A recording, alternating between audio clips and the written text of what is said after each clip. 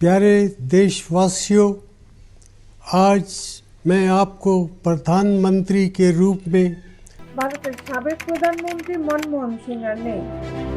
92 বছর বয়সে না ফেরার দেশে পাড়ি জমালেন ভারতের সাবেক প্রধানমন্ত্রী ও দেশটির প্রধান বিরোধী দল কংগ্রেসের প্রবীণ নেতা মনমোহন সিং। বৃহস্পতিবার স্থানীয় সময় রাত 9:51 নয়াদিল্লির All India Institute of Medical সায়েন্সে শেষ নিঃশ্বাস ত্যাগ করেন।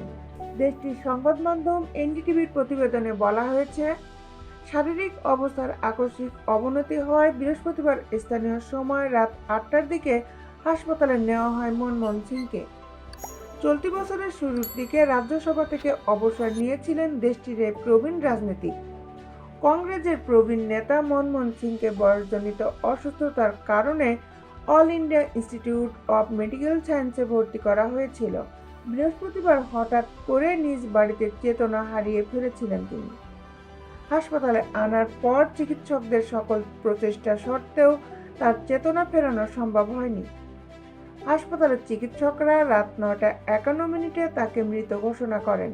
2009 সালে দিল্লির AIIMS-এ মনমোহন সিং এর সফল করোনারি বাইপাস সার্জারি সম্পন্ন হয়। 2021 সালে মহামারীর সময় করোনা ভাইরাসে আক্রান্ত হয়ে কয়েকদিন হাসপাতালে ভর্তি ছিলেন।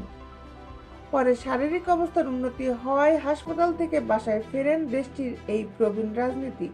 উল্লেখ্য, মনমোহন সিং 1971 সালে ভারত সরকারের বাণিজ্য মন্ত্রণালয়ে অর্থনৈতিক উপদেষ্টা হিসাবে প্রথম যোগদান করেন।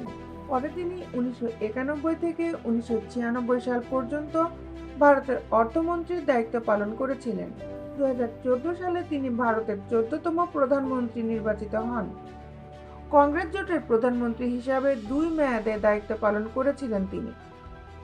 চলতি বছরের শুরুর দিক পর্যন্ত রাজ্যসভার সদস্য হিসাবে দায়িত্ব পালন করেছিলেন। ভারতের অর্থনৈতিক সংস্কারের অন্যতম এই রূপকার গত এপ্রিলে রাজ্যসভা থেকে অবসরে যান।